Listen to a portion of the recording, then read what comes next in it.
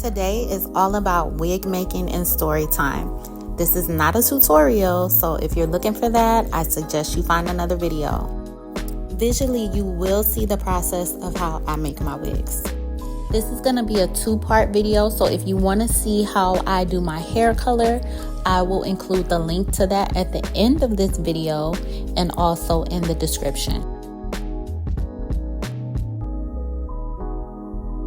I like using curly me hair because that is some of the best quality hair that I have ever used.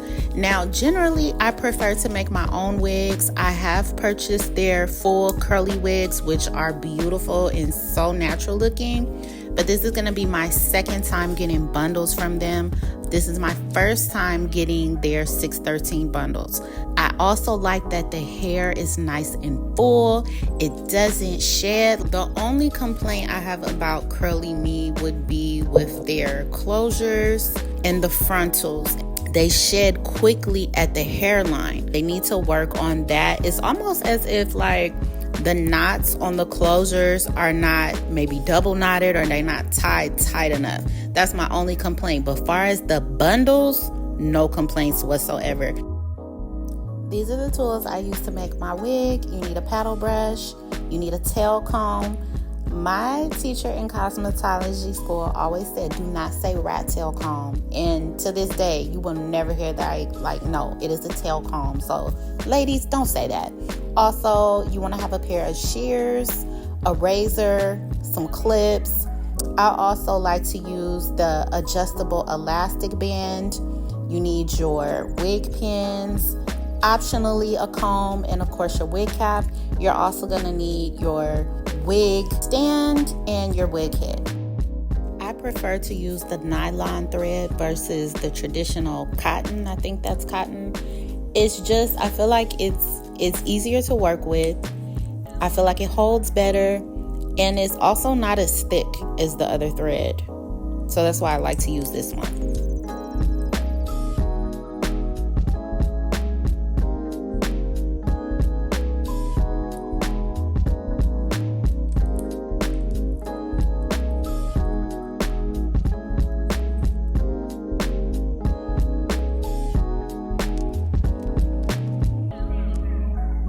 I prefer to use the T-pins over the push pins, but honestly, I have a love-hate relationship with both. The T-pins are sturdier and they, hold better, but then sometimes the thread will get stuck in that little loop part, and it's just, it's a hassle to slow you down.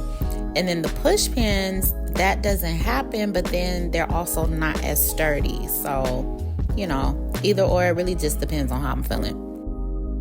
The lengths I'm using today are 2 20 inches, 2 18 inches, and 1 6x6 18-inch closure. As you may or may not know, I am a licensed cosmetologist. However, I really don't do anybody else's hair other than my own at this time. I started my career doing hair, and then I just graduated into other services. So I still utilize my license professionally, but I don't focus on doing hair. I do brows and makeup and lashes. First time I made my first wig was in 2013, and at that time I did not intend to make my own wig. Long story short, my sister goes to this hairstylist to this day. I'm not gonna say who it is, not gonna put them on blast, but they are in the Bay Area, and I had wanted them to make a wig for me. And so I gave them my bundles, and they just ended up being just real rude, just real funky. And so the lady was like, I don't think we're gonna be a good fit. So she turned me down, but it's a whole other story. So I went on YouTube. I was like, okay, it's not rocket science. I can do this. I found a video, and ever since then, I've just been making my own wigs. And like I said, that was 2013. My first wig came out beautiful.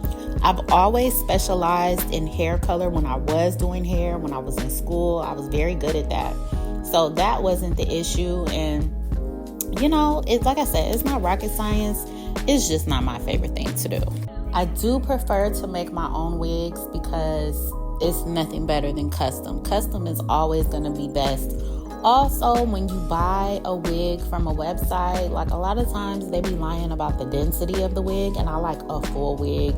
So unless I'm doing like a bob, I always get 4 bundles because I want that fullness. And to me, when you buy a full wig, you just always taking a gamble with the density. The only time I'll buy a full wig is if it's like curly texture, like the ones I got from Curly Me. But other than that, I'm gonna do my own thing. I'm gonna make it custom to my head. I'm gonna do the custom color. That's just the best thing in my opinion. I would say the peak of my wig making career for others, that was between 2017 and 2020. During that time, I was making custom wigs for other people. I was even making like custom drawstring ponytails. Like, I was so ahead of the game. I was doing wig maintenance for people if they order wigs online or from somebody else. If you really wear wigs, like real human hair wigs, you know over time they're gonna need a little bit of maintenance. Very minor, but still. I was doing wig restoration, wig transformations. I remember one of my clients, she had this wig, ordered it online. The hairline was not plucked at all, it was not custom, and she wanted me to like change the color, and I got her together. Now you are probably wondering, if I was doing all that, how come I don't do it anymore? And the simplest answer is I don't enjoy doing it. Like the color, the hairstyle, the cut, that's the easy part. But for me, making wigs is very tedious. It's very much labor to me. And I know, like, my girl Liz, she probably is watching this. She could probably make a wig in an hour. But, like, for me, I don't know. I'm slow when I'm taking wigs. Like, I gotta take breaks. I always keep my nails done, so that probably slows me down, too. But, like, the crafting of the wig is just not something that I enjoy. So that's why I don't offer the service to others anymore.